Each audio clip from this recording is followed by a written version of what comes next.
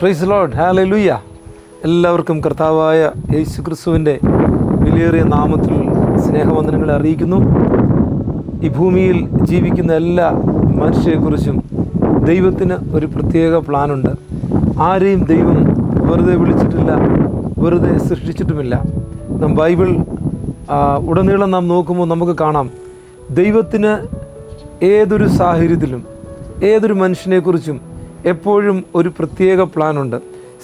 His plan is uniquely designed for every person in every situation on the face of the earth. അത് നമുക്ക് മനസ്സിലാക്കണമെങ്കിൽ ഉൽപ്പത്തി പുസ്തകം നാം വായിക്കുമ്പോൾ അതിൽ ആദാമിനെയും ഹവ്വായെയും ദൈവം സൃഷ്ടിച്ചു. ഒരു ഡിവൈൻ പ്ലാനായിരുന്നു അത്. അതിൽ അവർക്ക് വേണ്ട എല്ലാ അധികാരങ്ങളും നന്മകളും ദൈവം അവർക്ക് കൊടുത്തു. സകലത്തിൻ്റെയും മേൽ വാഴുവാനുള്ള അധികാരവും ദൈവം കൊടുത്തു.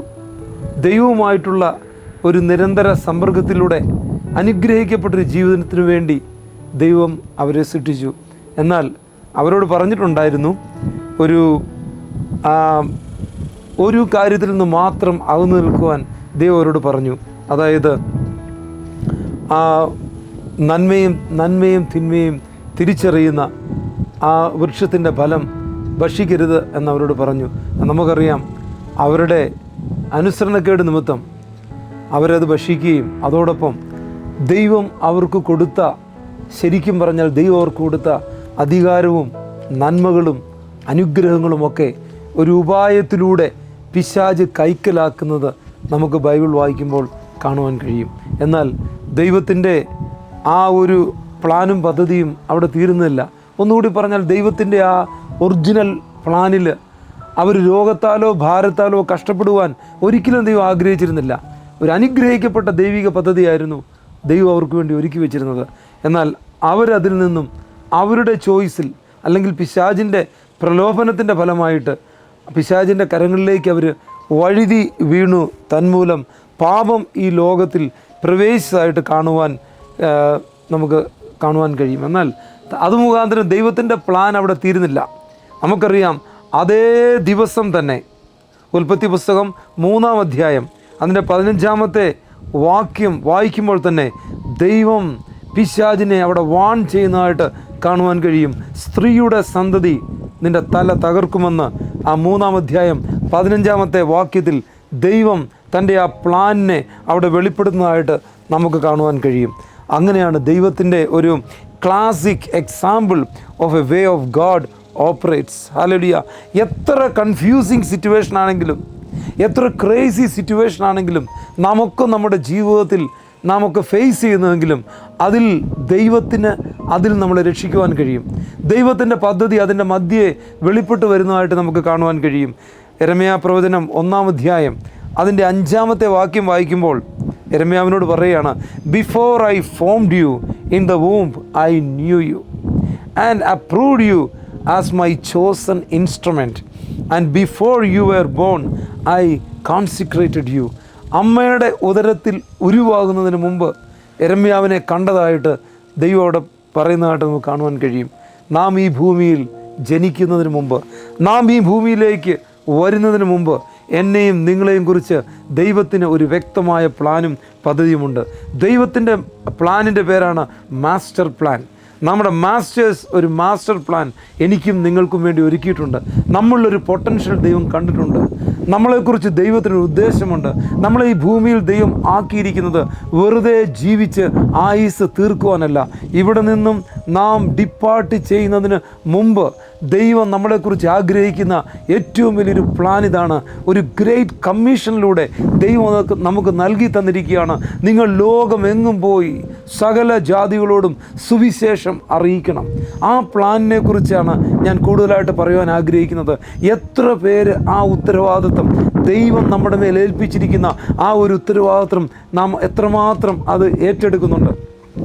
പൗലോസ് പറഞ്ഞു, സുവിശേഷം അറിയിക്കുന്നില്ലെങ്കിൽ എനിക്ക് അയ്യോ കഷ്ടം. അതേ പൗലോസ് തന്നെ പറഞ്ഞു, സുവിശേഷത്തെക്കുറിച്ച് എനിക്ക് ലജ്ജയില്ല. നാം വിശ്വസിക്കുന്ന നമുക്കത് ദൈവത്തിൻ്റെ ശക്തിയാണ്. എത്ര പേര് അതേ അളവിൽ അത് ഏറ്റെടുക്കും? എന്നെ വിളിച്ച് ദൈവം വിശ്വസനാണ്. എൻ്റെ മേൽ ദൈവത്തിനൊരു പ്ലാനുണ്ട്. ആമേൻ. യോശുവയെ വിളിച്ചപ്പോൾ യോശുവയുടെ മേലൊരു പ്ലാൻ ഉണ്ടായിരുന്നു. അതുകൊണ്ടാണ് യോശുവ ഇസ്രായേൽ മക്കളോട് പറഞ്ഞത്, ആമേൻ, നിങ്ങൾ ഏത് വഴി തിരഞ്ഞെടുത്താലും ഞാനും എൻ്റെ കുടുംബവും ഞങ്ങളെ യഹോവയെ സേവിക്കും. അതൊരു ശക്തമായിട്ടുള്ള ഒരു നിർണയമായിരുന്നു. എന്നാൽ നമ്മുടെ പ്ലാനിൽ നിന്ന് നമ്മളെ പലപ്പോഴും മാറ്റിക്കളയുന്ന എന്താണ്? നമ്മളെ തന്നെ നാം ഡിസ്ക്വാളിഫൈ ചെയ്യുന്ന ഒരു മെൻറ്റാലിറ്റിയിലേക്ക് നാം എത്തിച്ചേരാൻ ഇടയായിട്ടുണ്ട്. എന്നെക്കൊണ്ട് കഴിയത്തില്ല, അല്ലെങ്കിൽ എൻ്റെ ജീവിതത്തിൽ ഒരുപാട് കുറവുകളുണ്ട്, അതിനെ നോക്കി നാം ഭാരപ്പെടാറുണ്ട്. എന്നാൽ പ്രിയപ്പെട്ടവരെ, പരിശുദ്ധാത്മാവ് നിങ്ങളെ നോക്കി പറയുന്നു, നാം കർത്താവിന് വിലയേറിയവരാണ്, നാം കർത്താവിന് മാന്യരാണ്. നാം ഒന്ന് ചിന്തിച്ച് നോക്കി, കർത്താവായ യേശു ക്രിസ്തുവിൻ്റെ കൂടെ ഉണ്ടായിരുന്ന ഓരോ വ്യക്തികളെക്കുറിച്ച് നാം ചിന്തിച്ചാൽ അവരെല്ലാവരും പെർഫെക്റ്റ് ആയിരുന്നില്ല. ശമരിയക്കാരത്തി സ്ത്രീ അനുഗ്രഹിക്കപ്പെട്ടൊരു സുവിശേഷകയായിട്ട് മാറുകയാണ്. അല്ലെങ്കിൽ കർത്താവ് മിശിഹായെ ആദ്യമായിട്ട് വെളിപ്പെട്ട് കിട്ടുന്നത് ആ വ്യക്തിക്കാണ്. അപ്പോൾ തൻ്റെ ജീവിതത്തിൽ ഉള്ള പരാജയങ്ങളെ മാത്രം നോക്കി നിന്നായിരുന്നെങ്കിൽ, ലോകത്തോട് ഞാൻ മിശിഹായെ കണ്ടു, ഞാൻ ക്രിസ്തുവിനെ കണ്ടു, ഞാൻ ദൈവത്തെ കണ്ടു എന്ന് വിളിച്ചു പറയുവാൻ ആ സഹോദരിക്ക് കഴിയാതിരിക്കാമായിരുന്നു. എന്നാൽ പ്രൈസ് ഗോഡ്, അവളെക്കുറിച്ചുള്ള ദൈവത്തിൻ്റെ പ്ലാൻ നിറവേറുന്നതായിട്ട് നമുക്ക് കാണുവാൻ കഴിയും. നമുക്ക് ചുറ്റും ഒരു വലിയ സമൂഹം നിൽപ്പുണ്ട്. അവർക്ക് പലർക്കും ക്രിസ്തുവിനെ അറിയത്തില്ല. ചിലർ ക്രിസ്തുവിനെ പ്രവാചകനായിട്ട് കാണുന്നു, ചിലർ മറ്റു മതങ്ങളിൽ ഉള്ളതുപോലെ അല്ലെങ്കിൽ മറ്റുള്ളവരെ പോലെ കാണുന്നു.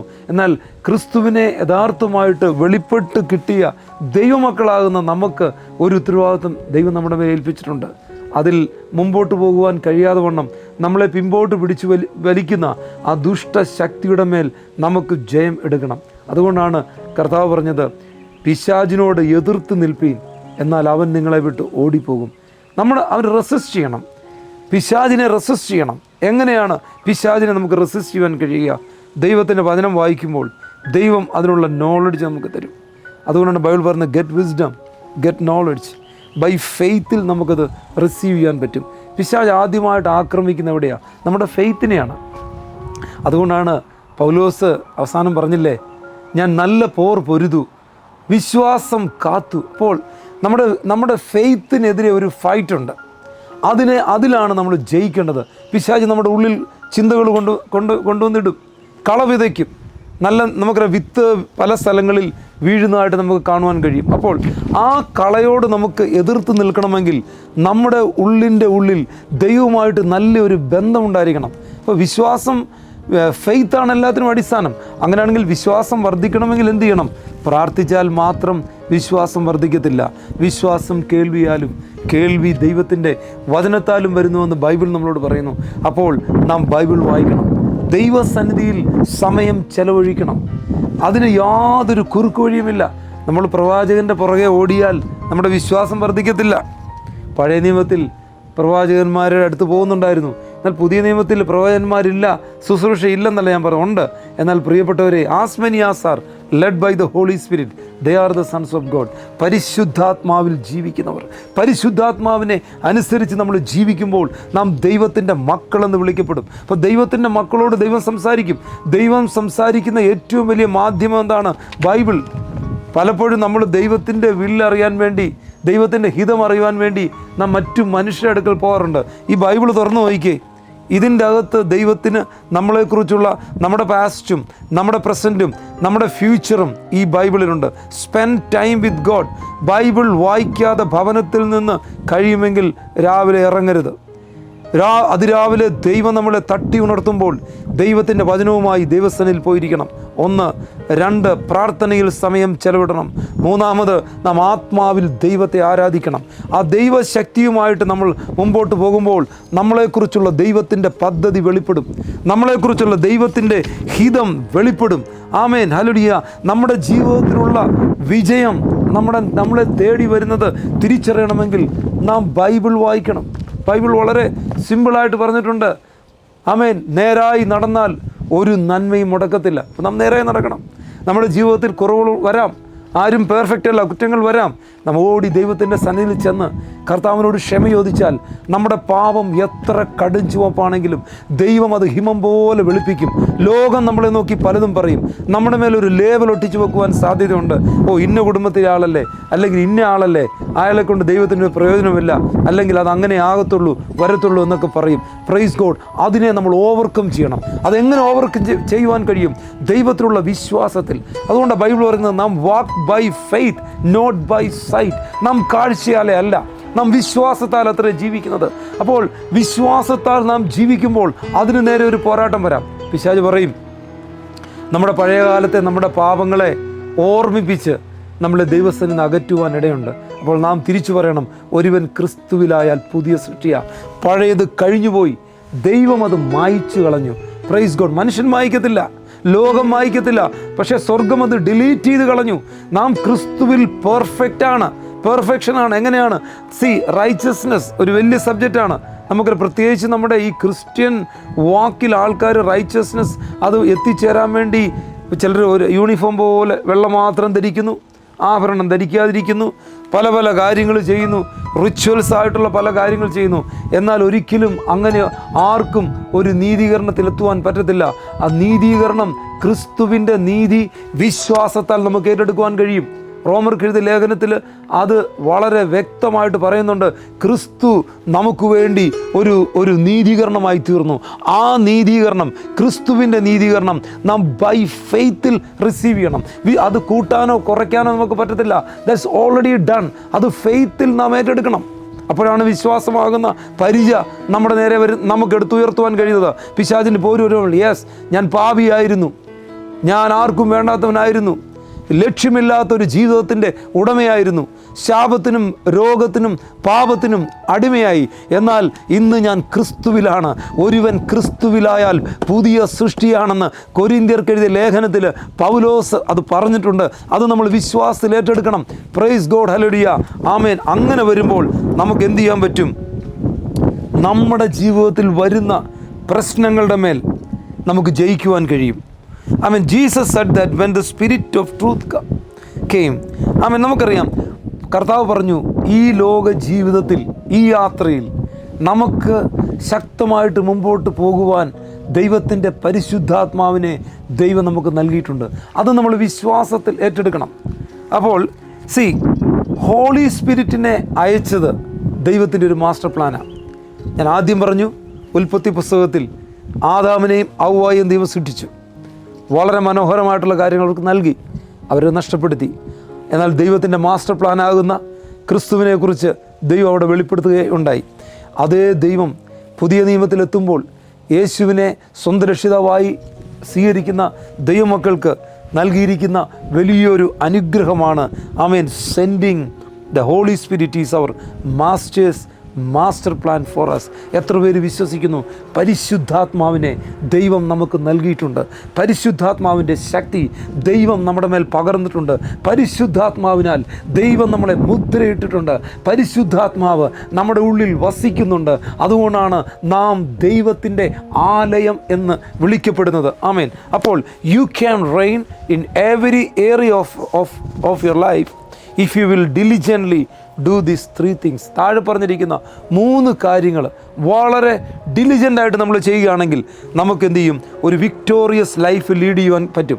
അതുകൊണ്ടാണ് ബൈബിൾ പറയുന്നുണ്ട്, സകല ജാഗ്രതയോടും കൂടെ നിൻ്റെ ഹൃദയത്തെ കാത്തുകൊള്ളുക, ജീവൻ്റെ ഉത്ഭവം അതിൽ നിന്നല്ലോ ആകുന്നത്. ഒരു പടയാളിക്ക് മാത്രമേ ആ ഒരു ജാഗ്രത കാത്തു സൂക്ഷിക്കുവാൻ കഴിയത്തുള്ളൂ. നാം കാണുന്ന മൂവി, നമ്മുടെ ചുറ്റും കാണുന്ന പാട്ടുകൾ, നമ്മുടെ ചുറ്റും കാണുന്ന സകല ഇപ്പോഴത്തെ പ്രത്യേകിച്ച് ഈ ന്യൂ ജനറേഷനിൽ നാം നമ്മുടെ ചുറ്റും കാണുന്ന പലതും വചനവിരുദ്ധം മാത്രമല്ല, ഹ്യൂമാനിറ്റിക്ക് പോലും വിരുദ്ധമായിട്ടുള്ള കാര്യങ്ങൾ നമ്മുടെ ചുറ്റും സംഭവിക്കുമ്പോൾ നമുക്കതിനെ ഓവർകം ചെയ്യണമെങ്കിൽ സകല ജാഗ്രതയോടും കൂടെ നമ്മുടെ ഹൃദയത്തെ നമ്മൾ കാത്തുകൊള്ളണം. നമ്മുടെ കുഞ്ഞുങ്ങൾ വളരുന്ന ഈ സമൂഹം നമുക്കറിയാം, ആണും പെണ്ണും അവർക്ക് അങ്ങനെയുള്ളൊരു ഡിഫറൻസ് ഇല്ലാതെ തന്നെ ജീവിക്കത്തക്ക രീതിയിൽ അവർക്ക് ജീവിക്കാം, ഇഷ്ടം പോലെ ജീവിക്കാം. ആണിനെ കല്യാണം കഴിക്കാം, പെണ്ണിനെ കല്യാണം കഴിക്കാം. അതിനെ പ്രൊമോട്ട് ചെയ്യുന്ന ബിസിനസ്സുകൾ നമുക്കറിയാം. നാം മേടിക്കുന്ന പല ഏറ്റവും മനോഹരമായിട്ടുള്ള പല സാധനങ്ങളിലും പ്രൊഡക്റ്റ് ചെയ്യുന്ന കമ്പനികളൊക്കെയാണ് ഇതിൻ്റെ ലീഡർഷിപ്പിൽ പോലും നിൽക്കുന്നത്. അപ്പോൾ അത്രമാത്രം നമ്മളെ വഷളത്വത്തിലേക്ക് നമ്മുടെ തലമുറയെ പോലും തള്ളിയിടുന്ന, ദൈവകോപത്തിന് ഇടവരുത്തുന്ന കാര്യങ്ങൾ ചെയ്യുന്ന പൊളിറ്റിക്സ് ആയാലും അത് നമ്മുടെ സാമൂഹ്യമായിട്ടാണെങ്കിലും ഒക്കെ ഇതിനൊക്കെ സപ്പോർട്ട് ചെയ്യുന്ന ആളുകളുടെയും ശക്തികളുടെയും മധ്യയാണ് ഒരു ദൈവവൈതൽ ജീവിക്കുന്നത്. എന്നാൽ ഉത്തരവാദിത്വമുള്ള ഒരു ദൈവവൈതലിനെ നോക്കി പരിശുദ്ധാത്മാവ് പറയുകയാണ്, സകല ജാഗ്രതയോടും കൂടെ ഹൃദയത്തെ കാത്തുകൊള്ളുക, ജീവൻ്റെ ഉത്ഭവം അതിൽ നല്ലോ ആകുന്നത്. ആ ജാഗ്രതയോടുകൂടി നമ്മുടെ ഹൃദയത്തെ കാത്തു സൂക്ഷിക്കണമെങ്കിൽ നമുക്ക് പരിശുദ്ധാത്മാവിൻ്റെ സാന്നിധ്യവും അഭിഷേകവും ആവശ്യമാണ്. This is A master plan. ദൈവത്തിൻ്റെ ഒരു മാസ്റ്റർ പ്ലാനാണ്. ആമേൻ. രക്ഷിക്കപ്പെട്ട ദൈവമക്കളുടെ മേൽ പരിശുദ്ധാത്മാവിൻ്റെ ശക്തിയെ പകരുക. 3 കാര്യത്തെക്കുറിച്ച് പറയാമെന്ന് ഞാൻ മുമ്പ് പറഞ്ഞല്ലോ. 1, find the will of God in your situation by prayer and meditation in the word. ആമേൻ. നാം ഇപ്പോൾ ഫേസ് ചെയ്യുന്നൊരു സിറ്റുവേഷൻ ഒരുപക്ഷെങ്കിൽ ഒരു പൈശാചിക ഉപദ്രവമായിരിക്കാം നമ്മുടെ ജീവിതത്തിന് നേരെ. അപ്പോൾ നമുക്കതിനെ എങ്ങനെ നേരിടാൻ പറ്റും? ദൈവത്തിൻ്റെ വചനം നമ്മളോട് പറഞ്ഞു, പാമ്പുകളെയും തേളുകളെയും ശത്രുവിൻ്റെ സകല ബലത്തെയും ചവിട്ടുവാൻ ഞാൻ നിങ്ങൾക്ക് അധികാരം തന്നിരിക്കുന്നു, ഒന്നും ഒരിക്കലും ഒരു ദോഷവും നിങ്ങൾക്ക് ചെയ്യത്തില്ല. ഇത് നമ്മുടെ ഉള്ളിൽ കയറണം. അപ്പോൾ എന്ത് ചെയ്യും? ഈ റിലീജിയസ് ആയിട്ടുള്ള ആൾക്കാർ പോവല്ലേ, പിശാച് ഉപദ്രവിക്കും കേട്ടോ. അങ്ങനെയാണ് പിന്നെ പോയി പിശാചിനെ അങ്ങ് ആരാധിച്ച പോലെ. വചനം പറഞ്ഞിരിക്കുന്നു, ഒന്നും നിങ്ങൾക്കൊരു ദോഷവും വരുത്തത്തില്ലെന്ന്. അപ്പോൾ എന്ത് ചെയ്യും? ഭയം കൊണ്ടിടും. ഇപ്പോൾ ആരെങ്കിലും ഒന്ന് ശക്തമായിട്ട് കർത്താവിന് വേണ്ടി നിൽക്കാൻ വേണ്ടി പോവുകയാണെങ്കിൽ എപ്പോഴും നെഗറ്റീവ് കാണുന്നൊരു സമൂഹം, എപ്പോഴും ഭയം മാത്രം കാണുന്നൊരു സമൂഹം. എന്നാൽ ഒരിക്കലും അങ്ങനെയല്ല. കർത്താവ് പറഞ്ഞു, ഭയപ്പെടേണ്ട, ഞാൻ നിന്നോട് കൂടെയുണ്ട്. ഭ്രമിച്ച് നോക്കേണ്ട, ഞാൻ നിൻ്റെ ദൈവമാകുന്നു. അപ്പോൾ ഏത് വിശ്വസിക്കും? പിശാചിൻ്റെ കള്ളം വിശ്വസിക്കുമോ അതോ ദൈവത്തിൻ്റെ വചനം വിശ്വസിക്കുമോ? അവിടെയാണ് ഫെയ്ത്തും ഫിയറും തമ്മിലൊരു പോരാട്ടം. Faith comes from God, fear comes from evil കൊണ്ടുവരുന്ന കള്ളത്തരങ്ങൾ. അവൻ പോഷ്ക്ക് പറയുന്നവനാ പിശാച്, അവൻ്റെ അപ്പനാണ്, അവൻ പേടിപ്പിക്കും. ഓ അങ്ങനെ പോവല്ലേ, അവിടെ പോയി ഒന്നും ട്രാക്ട് കൊടുക്കല്ലേ, അതിലെ ബൈബിളൊന്നും പിടിച്ചോണ്ട് നടക്കല്ലേ, അവരോട് സുവിശേഷം പറയല്ലേ. ആമേൻ, ആമേൻ, പ്രൈസ് ഗോഡ്. എത്ര വലിയ വ്യക്തികളാണെങ്കിലും ആമേൻ. ഞാനൊരിക്കലും അത് ചെയ്യുകയുണ്ടായി. അതായത് ഒരു സ്ഥലത്ത് നിൽക്കുമ്പോൾ ഇവിടെ എക്ലിപ്സ് ഉണ്ടായി.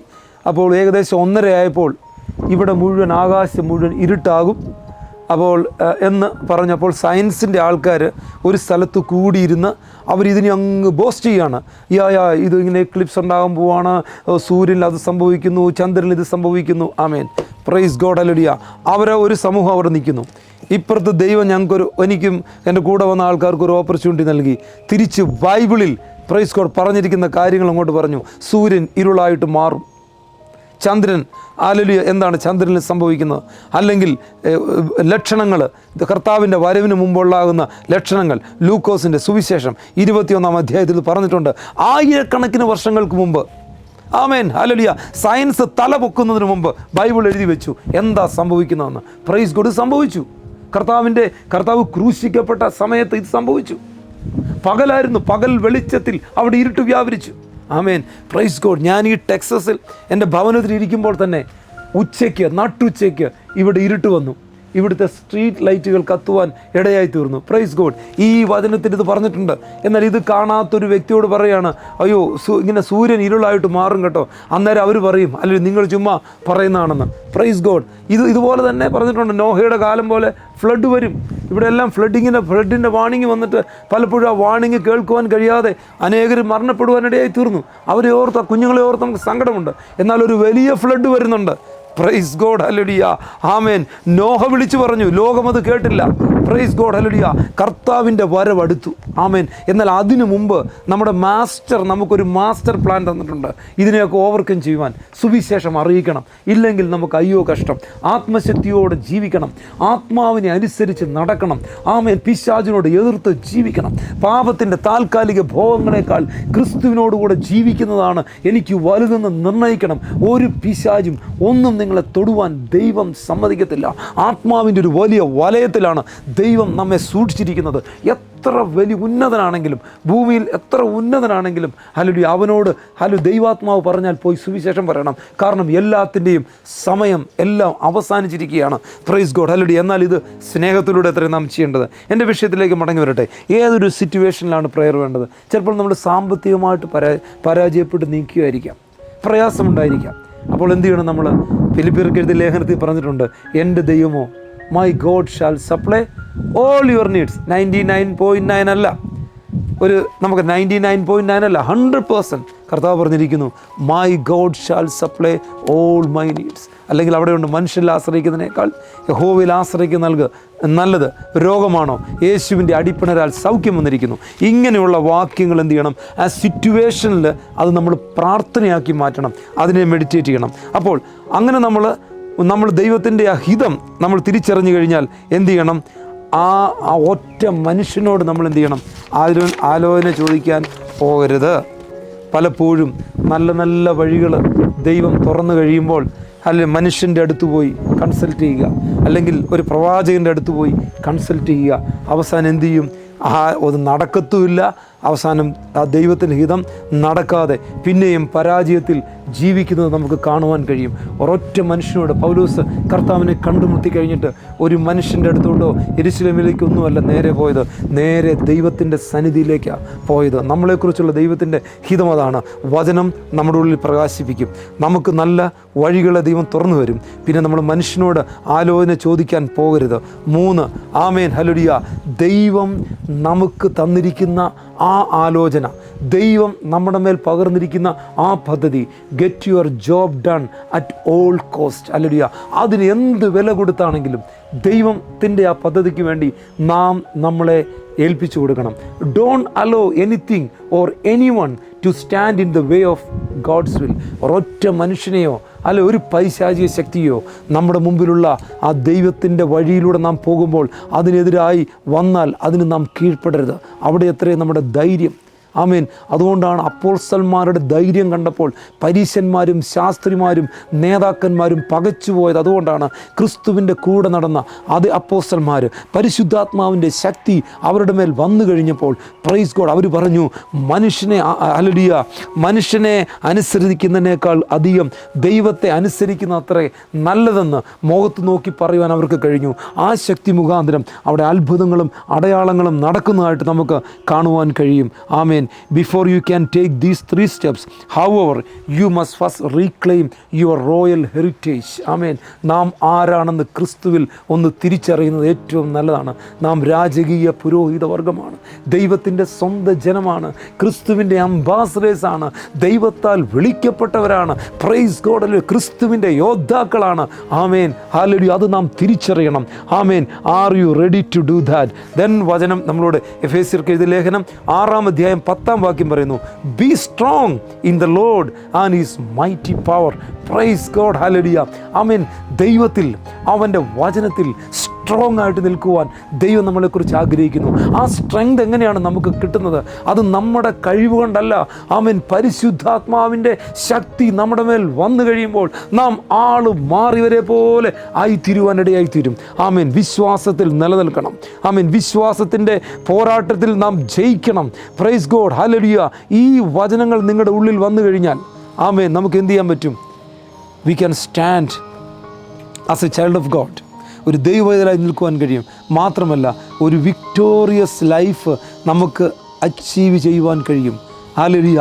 അപ്പോൾ നമുക്ക് ഒരുമിച്ച് പറയുവാൻ കഴിയും, യേശു ക്രിസ്തു മുഖാന്തരം ജയം നൽകിയ ദൈവത്തിന് സ്തോത്രം. ഇന്ന് എന്നെ കേൾക്കുന്ന പ്രിയപ്പെട്ടവരെ, നിങ്ങൾ ഏത് വിഷയത്തിലാണോ ഭാരപ്പെടുന്നത്? രോഗത്തിലാണോ, പാപത്തിലാണോ സ്ട്രഗിൾ ചെയ്യുന്നത്? അഡിക്ഷനിലാണോ നിങ്ങൾ സ്ട്രഗിൾ ചെയ്യുന്നത്? നിങ്ങളുടെ ഇല്ലായ്മയാണോ? നിങ്ങൾ ദൈവത്തോട് പറയുക. ബൈബിൾ ഇങ്ങനെ പറയുന്നു, മനുഷ്യനിൽ ആശ്രയിക്കുന്നതിനേക്കാൾ യഹോവയിൽ ആശ്രയിക്കുന്ന നല്ലത്. ദൈവം ചില ജീവിതങ്ങളെ തൊട്ടുകൊണ്ടിരിക്കുന്നതിനാൽ ഞാൻ ദൈവത്തെ സ്തുതിക്കുന്നു. ആത്മാവിൻ്റെ ശക്തി വ്യാപരിച്ചുകൊണ്ടിരിക്കുന്നതിനാൽ ഞാൻ ദൈവത്തെ സ്തുതിക്കുന്നു. ചില അന്ധകാര മണ്ഡലങ്ങൾ യേശുവിൻ നാമത്തിൽ മാറിപ്പോകുന്നതോർത്ത് ഞാൻ ദൈവത്തെ സ്തുതിക്കുന്നു. ചില അഡിക്ഷനുകൾ ബ്രേക്ക് ആകുന്നതോർത്ത് ഓർത്ത് ഞാൻ ദൈവത്തെ സ്തുതിക്കുന്നു. ജനം ആത്മാവിൽ ആരാധിക്കുന്നതോർത്ത് ഞാൻ ദൈവത്തെ സ്തുതിക്കുന്നു. യേശുവിൻ്റെ നാമത്തിൽ ആമേൻ. ബൈബിൾ പറയുന്നു ആമേൻ, എവരി നീ shall bow, every tongue confers that Jesus is Lord because his name is above all other names. Hallelujah. സകല നാമത്തിൻ്റെയും മേലായ നാമമാണ് യേശുവിൻ്റെ നാമം. എല്ലാ മുട്ടും മടങ്ങും, എല്ലാ രോഗവും ഇതിൻ്റെ മുമ്പിൽ മടങ്ങും, എല്ലാ ശാപവും ഇതിൻ്റെ മുമ്പിൽ മാറിപ്പോകും. എല്ലാ അഡിക്ഷനുകളും, മയക്കുമരുന്നിൻ്റെ അഡിക്ഷനുകൾ, മദ്യപാനത്തിൻ്റെ അഡിക്ഷനുകൾ, പാപത്തിൻ്റെ അഡിക്ഷനുകൾ യേശുവിൻ നാമത്തിൽ ഇപ്പോൾ തന്നെ ബ്രേക്കായിട്ട് മാറട്ടെ കർത്താവേ. Jesus name, Jesus name. കർത്താവ് വിടുതൽ നൽകുന്നതിനാൽ സ്തോത്രം. In Jesus name V pray. Amen.